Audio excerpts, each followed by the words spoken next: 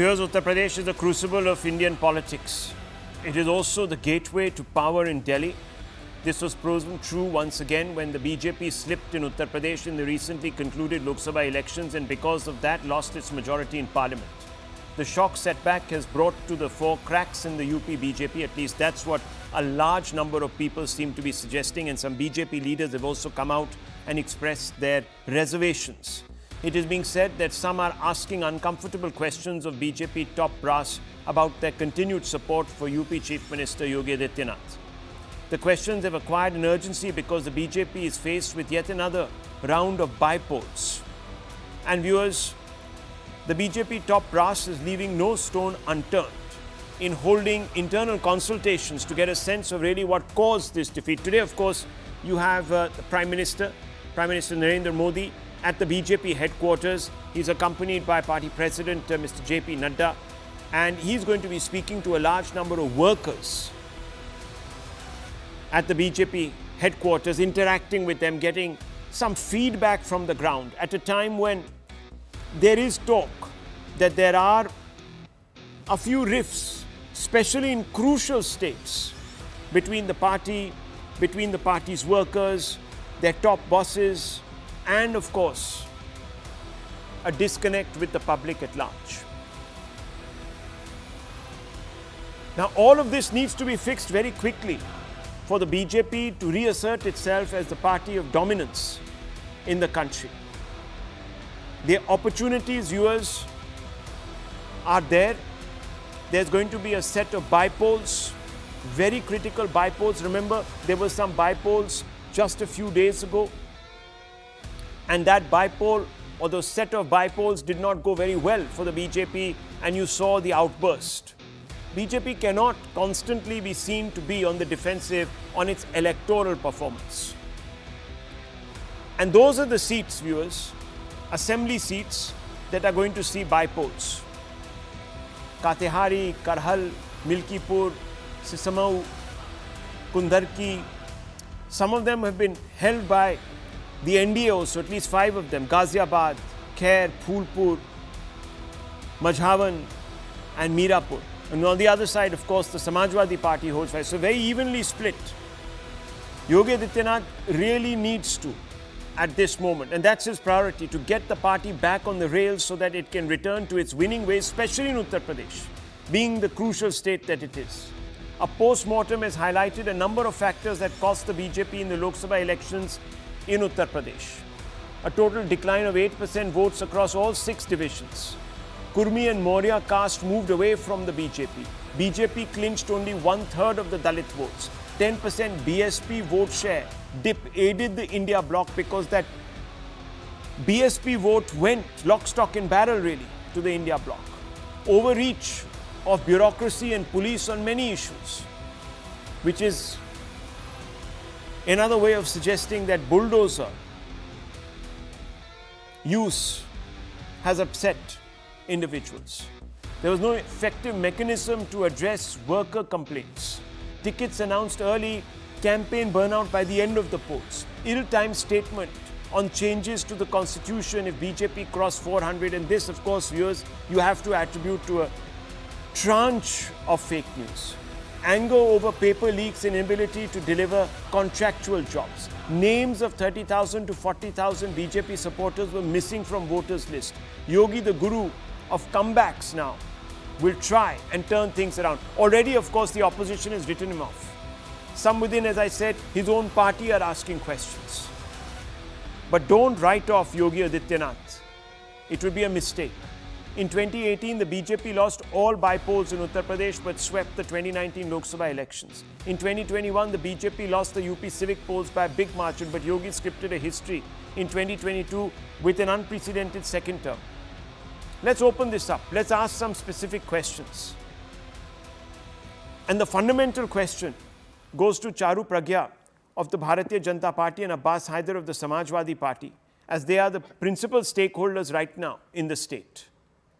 So, Mr. Haider, I found it rather strange that there is, on the back of talk that Mr. Yogi Adityanath might have to face up to some criticism from inside the ranks of the party so much glee in Samajwadi Party circles.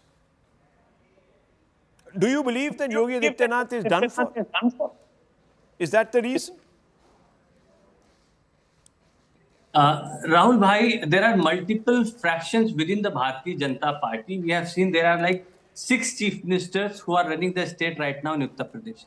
There is somebody who is having patronage from the top leadership. Somebody who is called organizational secretary has got patronage from some other leader of the party. There are multiple chief ministers in Uttar Pradesh. They used to call, when Samajwadi Party was in power before 2017, that there are 5 chief ministers in Uttar Pradesh. Today there are 6 chief ministers in Uttar Pradesh.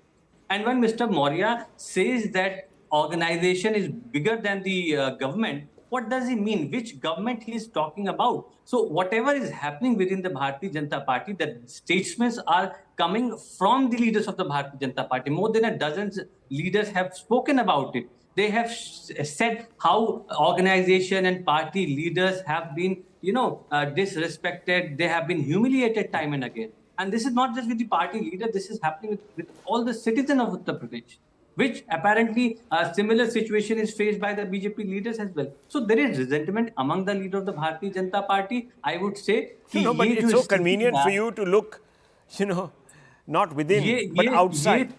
I can understand that there's a degree of opportunism.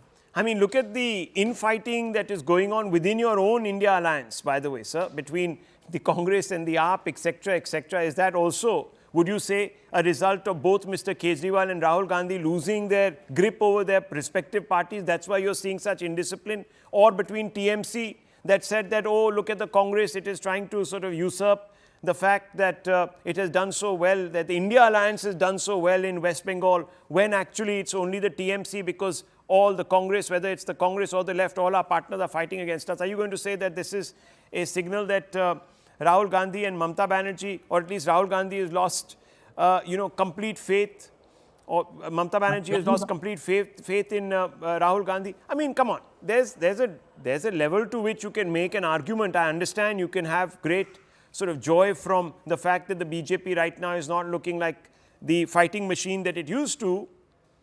But I think you might be stretching the analogy a bit too far. One second. Let me also bring in Aman Sharma. We also have an AS, by the way, who is the guru of politics in CNN News 18. We also have our own Chanakya. So I want to ask you, you've been covering this very closely, AS, Aman Sharma. Is this talk of Mr. Yogi Adityanath being consigned to the dustbin, that his days are over, that he's become a shadow, a pale shadow of himself, is this talk founded in any sort of fact? I don't think so. It's grossly exaggerated. See, Rahul, I want to make a simple point that the BJP under Mr. Yogi is still at 41% vote share in UP. This party, which started in 2014, we can say 42% when the first big win happened in 2022, when Mr. Yogi Adityanath created history by being the only second chief minister in decades to return to power. Even now, after this setback in UP, the BJP still continues to be at 41% vote share, almost an 8% gap from the Samajwadi Party. Yes, there has been a setback in the number of seats, and there are various reasons for it. There is a reason which is being spoken about, a Muslim vote consolidation for the alliance. There is also this reason about BSP's voter, instead of moving to the BJP, has moved to the opposition alliance in a big way. Caste politics is back in UP in a big way. BJP will have to recalibrate it, because BJP's USP so far had been to get votes across castes through the crime control of crime, this model that Mr. Yogi had brought in. I think Mr. Yogi still continues to be extremely popular in Uttar Pradesh. His governance style still has a lot of resonance. What the BJP needs is a reset in its team. As I say, the captain is fine, but the team needs a rejig, both at the organizational level as well as the cabinet level. We will see this. BJP, obviously, there has been a detailed study. BJP is extremely worried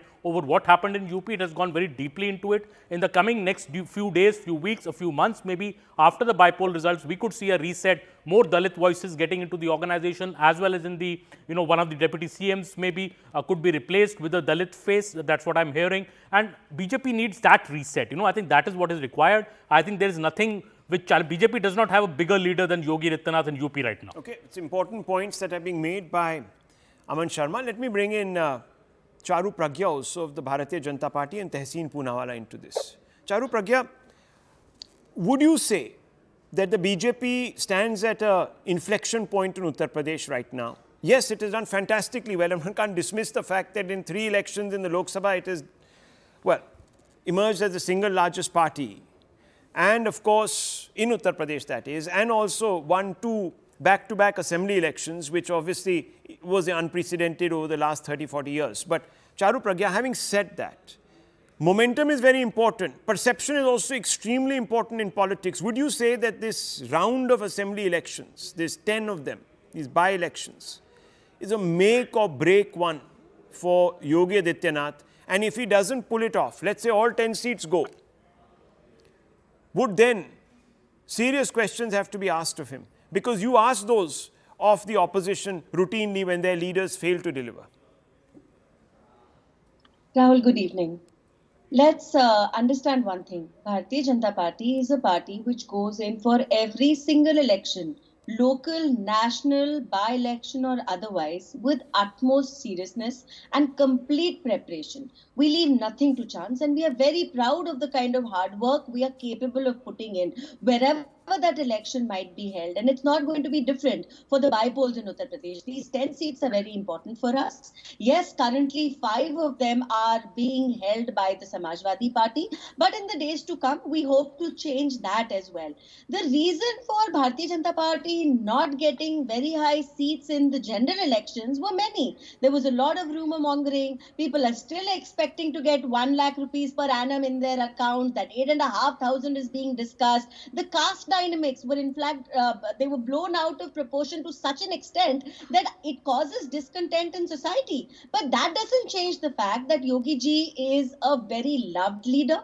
Yogi ji is a leader who's changed the way Uttar Pradesh is perceived nationwide, in fact, even internationally. Yogi ji is the person who broke a lot of jinxes. He became a chief minister for the second time. He became a chief minister even after he visited Noida, so on and so forth. And the situation today in UP is such that citizens swear by his name. That is not going to change.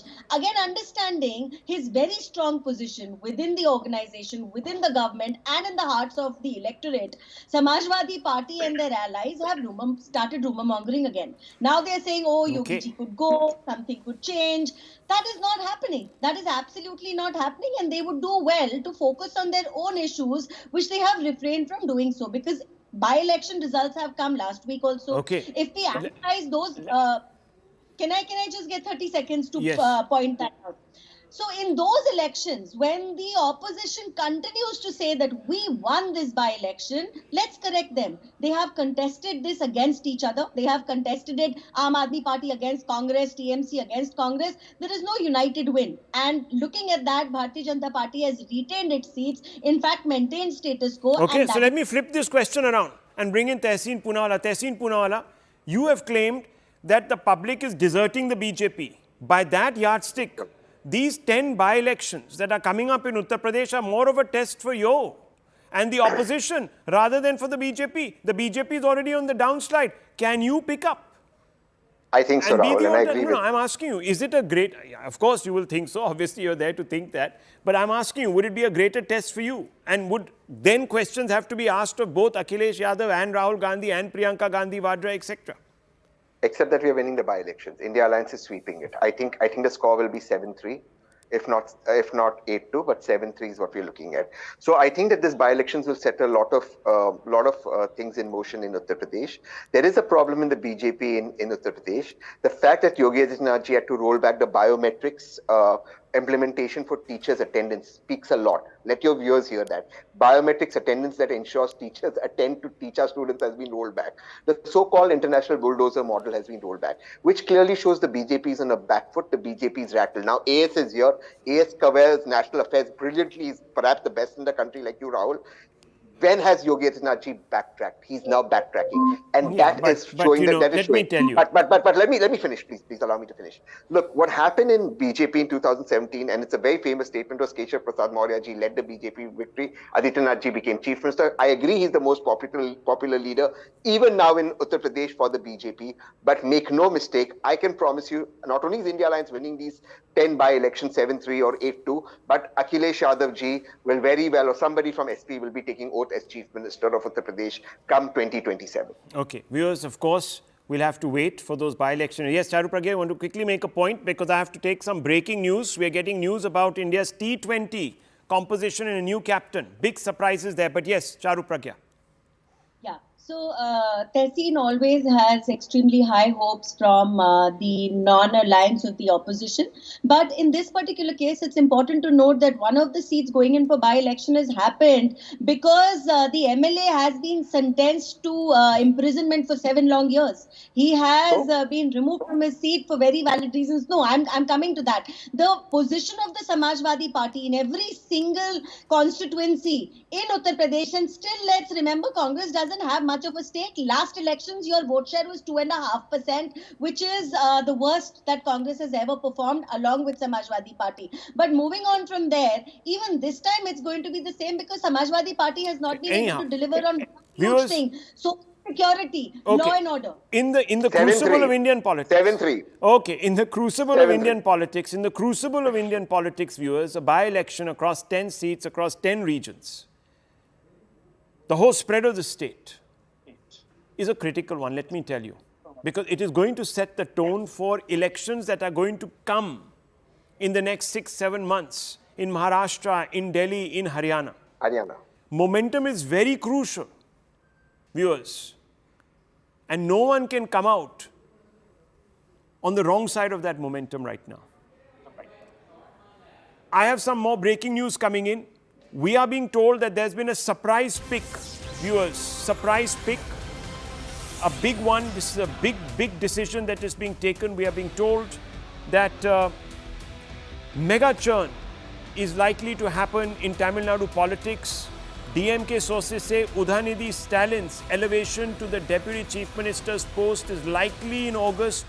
Udhanidhi Stalin is likely to be made the Deputy Chief Minister in the first week of August ahead of MK Stalin's US visit.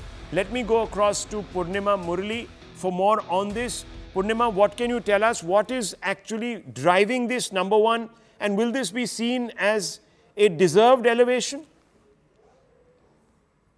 Well, Chief Minister M.K. Stalin is leaving for the United States on the 22nd. Therefore, Udhanidhi's elevation is likely to happen before that. They are looking at the possibility of elevating him in the first week of August, before Independence Day. And the reason being, they say that Udhanidhi was a star campaigner for the party in 2024 elections, and therefore ahead of the 2026 State Assembly polls, this elevation will boost the morale of the DMK cadre, is the word coming in from senior leaders. And they also say that in the absence of Chief Minister, while he is traveling to the US, they also want a smooth governance, and therefore Udhanidhi, many say, would be the right candidate for that. And this also comes at a time when the DMK is under fire for a lot of issues, including the Kallakurichi Hooch tragedy, lawlessness in the state, where a series of murders took place over the last 3 weeks. So this comes at a time when the party is facing flack for various issues, including the electricity hike. So we'll have to wait and see how opposition parties will react to the elevation. But at the moment, the sun is likely to rise in Tamil Nadu. Well, very interesting. Viewers, transition, perhaps, call it what you want to, but an exposure at this moment of Udhanidhi Stalin's career, because he was in the news a few months ago for making colored remarks, really, against Sanatani Hindus and Sanatani Hindus in a very, very, very, very unfortunate manner. Aman, very unfortunate. What do you make of this transition?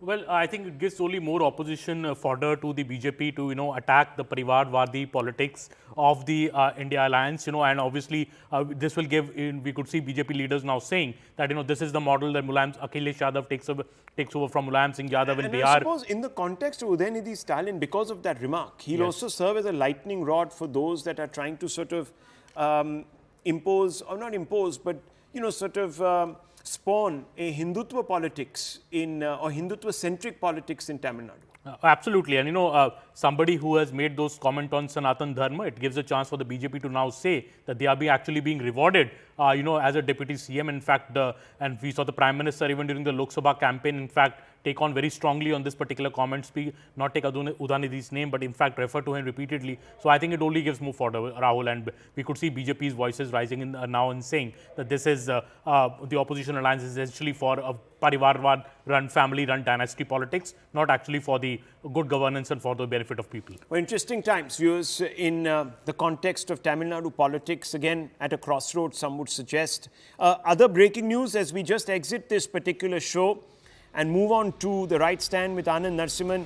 Big changes also in the Indian cricket team. The T20 squad captain has been announced, and it's Surya Kumar Yadav. Bit of a surprise there because many people thought that the all-rounder in the team who did very well in the T20 World Cup, Hardik Pandya, would actually make the captain of the T20 squad. So big surprise there, viewers. Gautam Gambhir and of course Sky have worked together. Is that the new equation that is developing? We don't know. I'll leave it at this, viewers. Lots more coming up. Don't go away.